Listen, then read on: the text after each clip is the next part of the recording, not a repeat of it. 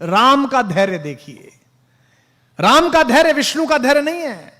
मुझे क्षमा करें, भगवान है विष्णु, लेकिन वो तटस्थ धैर्य है। आराम से लेटे हुए हैं क्षीर सागर में, शैया बना के प्रेम पूर्वक।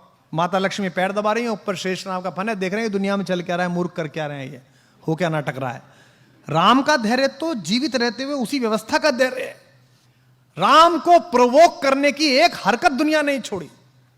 पुत्र के रूप में सोचिए वो लड़का कैसा होगा, वो व्यक्ति कैसा होगा जिसका राज्याभिषेक होना जा रहा है और एक साइड में पता चला कि वन चलो कपड़े उतारो, अब ये वलकल पहनो, पत्नी को लो और निकलो। कितना कठिन समय। लेकिन राम राज्याभिषेक होगा, मैं राजा बनूंगा, इस पर प्रसन्न नहीं है, और मुझे वनवास मिल गया, इस पर दुखी नहीं है। यही राम होना, यही राम होना है। लोग समझते हैं जंगल में पोस्टिंग, लोग समझते हैं कोने में पोस्टिंग, लोग समझते हैं वहां काम करना है तो कैसे काम होगा, मेरे लिए तो पनिशमेंट हो गया। यही अवसर है जो आपको ईश्वर दे रहा है। दशरथ के पुत्र राम जब तक अयोध्या में रहे युवराज राम कहलाए, श्री राम कहलाए, और जब जंगल जाकर लौटे तो मर्यादा पुरुषोत्तम भगवान राम कहलाए। इस पूरी यात्रा ने उन्हें भगवान बनाया, इस धैर्य ने उन्हें भगवान बनाया, और अद्भुत धैर्य है उनके पास। उनका अपमान करके कोई चला जाता है, वो धैर्य के साथ मुस्कुराते रहते हैं। उनकी पत्नी का हरण हो जाता है, उसके बाद भी वो धैर्यपूर्वक पूरी व्यवस्था करते हैं। और एक बात सोचना आप सब लोग, राम, मैं अक्सर इस बात पर बहुत अंदर तक थ्रिल रहता हूं। राम अयोध्या से चले, उस समय का सबसे बड़ा खानदान था वो। हिंदुस्तान में जो कुछ भी बड़ा था उन्हीं क्या पैदा हुआ। इक्ष्वाकु, अज, रघु, दिलीप, पुररवा, ययाति, नहुष, दशरथ, सब बड़े आदमी उन्हीं क्या। भारत का नाम जिस पर रखा गया वे भी उन्हीं क्या पैदा हुए, भरत, सब उन्हीं क्या पैदा हुए। लेकिन उसके बाद भी जब राम एक वलकल पहनकर चले तो रास्ते भर में राजाओं को भी तो पता चला होगा कि भाई दशरथ का लड़का जा रहा है, वो भी तो मिलने आना चाहते होंगे। राम उनसे सहायता भी ले सकते थे। जिस पंचवटी में मां सीता का हरण हुआ है वो तो उनकी नंदसाल के बिल्कुल बगल में है, कौशल प्रदेश में, रायपुर में, वो बिल्कुल बगल में थे। वो अपने नाना से कह सकते थे, अपने मामा से कह सकते थे कि साहब आप जरा मेरी सहायता करो, मेरी पत्नी का अपहरण हो गया, सेना दे दो जरा, मैं चलूंगा। उन्होंने ऐसा नहीं किया। उन्होंने एक भी राजा को अपने साथ नहीं लिया। उन्होंने रास्ते भर आप जैसे और हम जैसे लोगों को साथ लिया। किनको? सामान्य वंचितों को, दलितों को। उन्होंने वनवासियों को साथ लिया, उन्होंने मल्लाहों को साथ लिया, उन्होंने मां शबरी का आशीर्वाद लिया, उन्होंने केवट को साथ लिया, उन्होंने वंचित सुग्रीव को गले लगाया, क्योंकि वो जानते थे कि जिस अनाचार से वो लड़ने के लिए जा रहे हैं वहां धनिकों की और राजाओं की नहीं, सदाचार की आवश्यकता पड़ेगी, वहां आत्मा की दीप्ति की आवश्यकता पड़ेगी। तो राम का यह धैर्य ही उन्हें विजेता बनाता है। भाई रावण को तो बाली हरा चुका था पहले, आपने कहानी सुनी होगी। रावण को तो शहसबाहु भी हरा चुका था। रावण कोई ऐसा अर्जेंटीना नहीं था, ऐसा ब्राजील नहीं था कि हराना मुश्किल था। उसको तो हरा चुके थे दोनों। बाली तो उसको अपने बगल में दबाकर और उसने किले की दीवार का चक्कर लगा दिया था बाली ने। जब हनुमान को बांधा है और हनुमान से रावण ने कहा कि तू मुझे जानता नहीं मैं कौन हूं, तो हनुमान ने क्या कहा? हाँ जानता हूं, वो बाली वाला, मैंने सुना था आपकी लड़ाई बहुत, परिचय मेरा आपसे। हनुमान ने क्यों कहा? ताकि उसका कॉन्फिडेंस लूज हो। लेकिन भगवान जब बाली और सुग्रीव के जनपद में पहुंचे तो उन्होंने बाली का साथ नहीं दिया, उन्होंने वंचित को चुना। वो उसके साथ खड़े रहे जिसका अधिकार छीना गया, जिसका राज्य छीना गया, जिसकी पत्नी तारा का बलात् अपहरण किया गया है, और उन्होंने बाली का वध किया। जबकि बाली भी उनका प्रशंसक था, उनका भक्त था। मरते समय बाण लगने के बाद प्रणाम की मुद्रा में बाली ने पूछा है भगवान से, मैं बैरी सुग्रीव प्यारा, अवगुण कवन नाथ मुहि मारा। मैं बैरी हो गया, सुग्रीव आपका प्यारा हो गया, मुझ में ऐसा कौन अवगुण था मुझे मार दिया? तो राम ने उसको उत्तर दिया कि अनुज वधु भगिनी सुत नारी, छोटे भाई की पत्नी, भगिनी बहन, सुत नारी बेटे की पत्नी, सुन सठ कन्या सम ए चारी। हे मूर्ख, ये चारों बेटी के बराबर होती हैं। इन्हें कुदृष्टि बिलो कहीं जो है, इन्हें गंदी दृष्टि से जो देखता है उसका वध करने में पुण्य मिलता है, पाप नहीं होता है। ये उसको उत्तर दिया उन्होंने भगवान। अगर भगवान की विजय अपने लिए होती, अगर धैर्य ना होता तो वो बाली को लेकर चल देते। बाली हरा चुका था, उन्होंने कहा नहीं बाली तू नहीं चाहिए, तू नालायक है, तूने इस छोटे भाई को मारा है, इसकी पत्नी का हरण किया, मैं तेरा तो वध करूंगा, ये वंचित है, इसे लेके चलूंगा। तो राम ने क्या किया? राम के साथ जितने लोग हैं, राम का धैर्य अद्भुत है। और यहां जो अध्यापक है उनसे निवेदन है, राम की लीडरशिप क्वालिटी अद्भुत है। राम ऐसे ही राम नहीं बने हैं।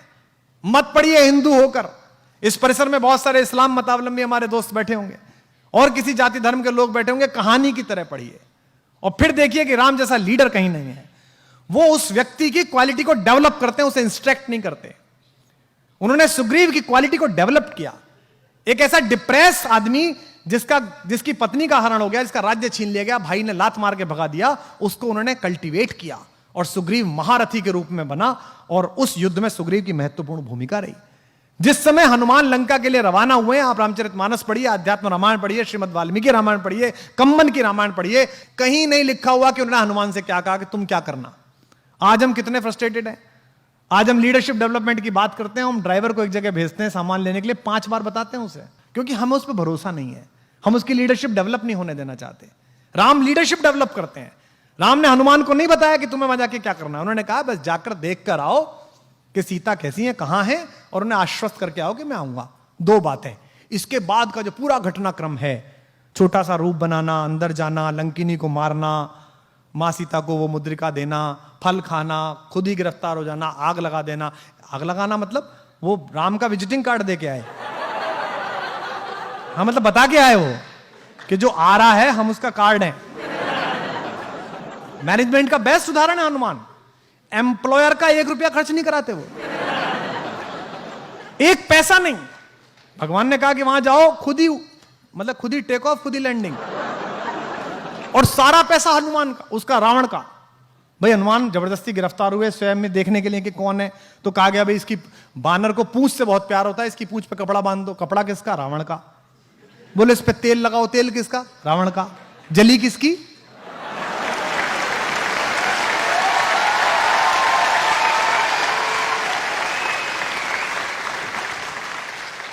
बेस्ट एम्प्लॉय, सर्वश्रेष्ठ व्यक्ति, कोई ना नुकर नहीं।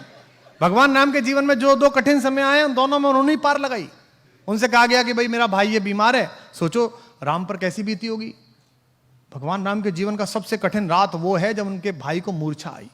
उस रात राम कितने भी ईश्वर हो, मनुष्य रूप में जी रहे थे, मन में ये तो आई होगी यार अयोध्या जाके क्या कहूंगा, पत्नी कहां अपहरण हो गया, भाई कहां युद्ध में मारा गया। ऐसे समय में हनुमान काम आए और हनुमान गए, वहां कंफ्यूजन हो गया कि कौन सी संजीवनी बूटी, मेडिकल स्टोरी ले आए पूरा। बोले भाई इसमें से देख लो कौन सी है। तो 2 बातें हुई, पहली हुई जिज्ञासा, दूसरी हुई धैर्य, तीसरी हुई आपको क्राफ्ट करने वाले लोगों में कि आप लीडरशिप डेवलप करें, आपके अंदर नेतृत्व की क्षमता डेवलप हो। और नेतृत्व की क्षमता का शिक्षा से कोई मतलब नहीं है। मैंने निजी रूप से जाना है, मैंने एक बहुत कम शिक्षित 5वीं पास व्यक्ति के साथ आंदोलन किया है उनके नेतृत्व में, और मैंने तथाकथित एक बहुत बड़े पढ़े लिखे के साथ राजनीति करी है।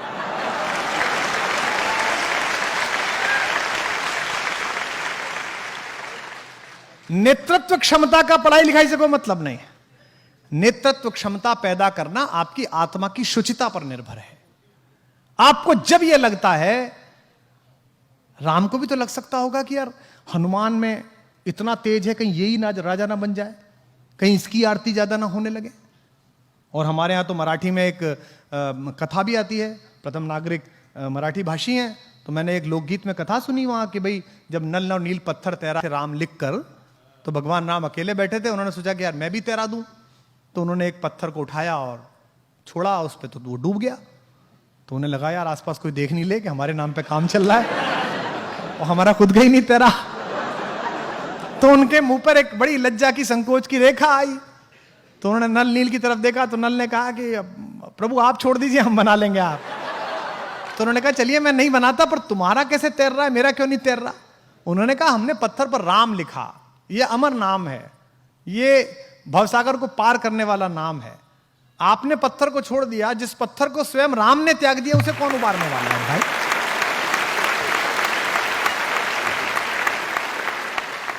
तो लीडरशिप इस बात से निर्भर होती है कि आप इस बात में कितना विश्वास करते हैं कि ईश्वर द्वारा तय किया गया मेरा भाग्य किसी मनुष्य के निपटाने से, खत्म करने से, बढ़ाने से ना बढ़ेगा ना घटेगा।